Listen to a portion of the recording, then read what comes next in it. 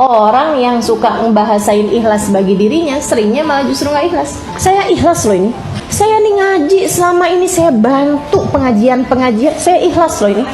Kalau kamu ikhlas nggak suka disebut-sebut, Bu. Wal amalu shalih yarfa'uh, kata Allah SWT dalam Al-Quran. Dan amal soleh, Allah lah yang mengangkat amal soleh tersebut. Para ulama bilang, cirinya amal itu kalau diterima sama Allah SWT keangkat. Kalau keangkat, la yabqa dzikruhu fil ard, enggak lagi tersisa penyebutannya di atas muka bumi.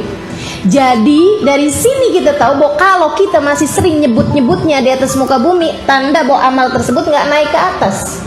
Masih ada nih di bumi. Tiap lewat nih masjid ini nih, kalau mama nggak bantu nggak berdiri nih. Padahal tuh udah 20 tahun yang lalu. Tiap lewat nih kalau nggak mama kasih gentengnya nih, nggak hidup nih masjid.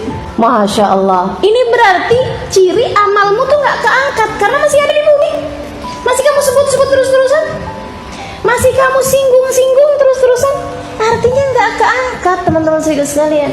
Para ulama mengatakan, al-amal alladhi adhartuhu asqattuh, kata Rabi Adawiyah. Semua amal perbuatan yang saya mendohirkannya, yang saya menerangkannya, yang saya membuat orang tahu saya mengerjakannya, asqattuh, saya menganggapnya nggak pernah saya kerjakan.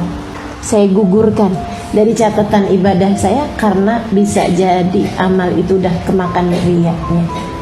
Hati-hati teman-teman sekalian, meniat nih, urusan niat bukan main-main, bukan main-main. Maka di saat kita nih lagi kerja gitu ya, niat dalam hati nih, gak usah disampai-sampai saya kerja nih tujuannya begini, gak usah. Raqib atid itu ada di dalam dirimu, gak usah kamu kasih keterangan panjang lebar ya. Raqib atid tuh gak pernah minta mewawancara kamu, interview. Ayo coba kamu ngaji nih tujuannya apa, tanya sama malaikat raqib. Saya mau mencari ridha Allah, gitu kan? Oh, udah nggak usah pakai interview kayak begitu.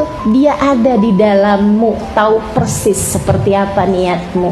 Maka nggak usah kamu terang-terangin sama orang lain, teman-teman sekalian. Termasuk dalam kamu bekerja, termasuk dalam kamu mencari nafkah, mencari rizki.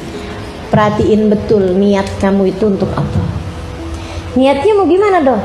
Niat biar kita nggak jadi orang yang berharap dari orang lain.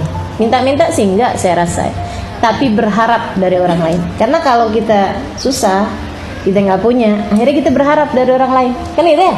Nah, jadi tujuannya jangan sampai jadi orang yang berharap dari orang lain, gitu. Jadi majelis nggak dikasih, nggak apa-apa. Orang saya niatnya, tujuannya bukan untuk itu kok. Saya mencari rizki dunianya bukan lewat jalan itu, kan gitu ya. Nggak ngarep. Tapi kalau misalnya nggak punya kerjaan lain kecuali itu, kan jadi susah. Kalau kayak Ustaz Khadijah misalnya mimpin sholawatan, nggak dikasih, nggak jadi soal istri dari Habib Salim, kan begitu ya. Akan ada suami yang memberikan nafkah. Saya biar gini-gini punya suami loh ya, yang bisa memberi kepada saya nafkah gitu. Artinya bahwa nggak dikasih, nggak jadi soal, karena kita tidak berharap dari orang lain, kan gitu ya. Nah itu, jadi teman-teman sekalian, ketika kamu bekerja, niatnya buat membuatmu tidak berharap dari orang lain.